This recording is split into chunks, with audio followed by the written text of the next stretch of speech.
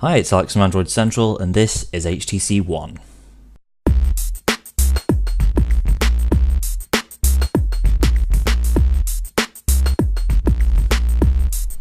So we're here in London with the all-new, all-official HTC One handset, formerly known by its codename of M7. This is HTC's flagship Android device of 2013, and they've really gone all out with the hardware and software on this phone. Starting with design, HTC's back making metal phones, and we couldn't be happier. The HTC One is crafted from a single piece of aluminium, punctuated by a trim around the side and back for the antenna. The chassis itself is a similar shape to the Droid DNA, with flat sides, rounded corners, and a curved back. And the combination of this chassis design and the metal construction means that HTC One feels really great in the hand. We've been really impressed by the build quality that HTC's brought to this handset. There's not too much going on around the back of the device. You've got your Beats Audio logo, and of course the Beats software tweaks return once again.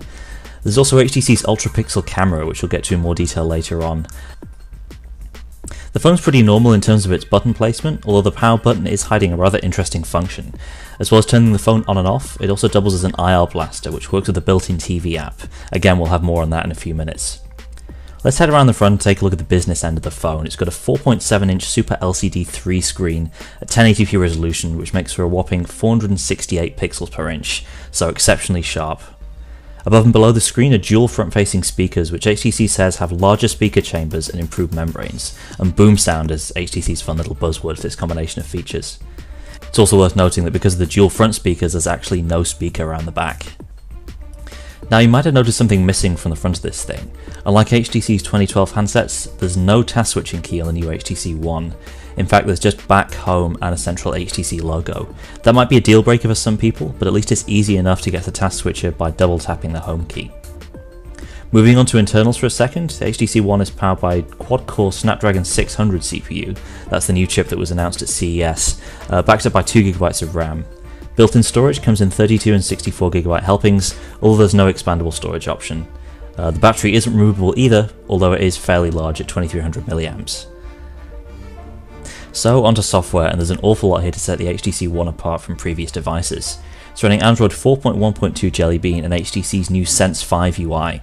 Sense 5 goes back to the drawing board with a lot of the visual parts of Sense, especially the home screen launcher. The meat of this new home screen experience is centered around what HTC calls Blink Feed. And this is a vertically scrolling flipboard style grid of social updates, news feeds, calendar appointments, and anything else that might be going on in your world. That includes a redesigned weather widget up top, and of course you've got the usual app shortcuts down below. The app drawer has also been overhauled. You can create folders directly in the app drawer and rearrange stuff in other ways. There's a built-in search function too, and you can change the style of the grid to suit your own preferences. So the new home screen dynamic seems focused on hopping between the Blink Feed and the app drawer, although you can still get a more traditional home screen view if you want. Just swipe to the left and get a standard icon and widget setup, which you can customize in the usual way, and there's even an old Sense 4 style flip clock if you've been missing that. Other apps have been tweaked too, including the music player, which has been updated with visualizer effects and lyric support through Grace Note. And if you've missed those full screen weather effects, then they're still to be found within the weather app. Another major selling point for the HTC One is the rear camera, which HTC is calling an Ultra Pixel camera. What this means is much larger pixels on the sensor itself, so they're able to capture more light, which in turn leads to better low light performance, more accurate colours, and generally better looking images. Shots are output at a little over 4 megapixels, so you lose out in sheer resolution, but the idea is this is made up for by the improvement in image quality. The other side of the HTC One photo equation is what HTC calls Zoes, a term that comes from the word zoetrope.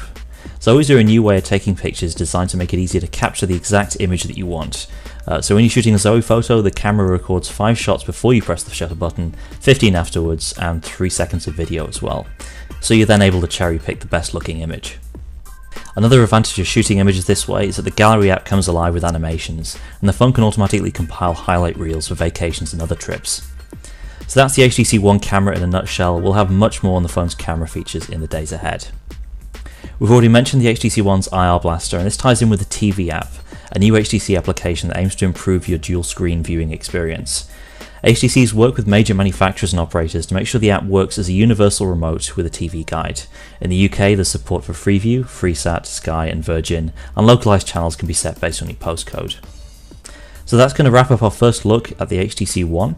As you can see, there's a lot going on with this handset, and you'll definitely want to check out the rest of our in-depth coverage on Android Central right now, and keep watching in the days ahead for even more on one of the first big Android launches of the year.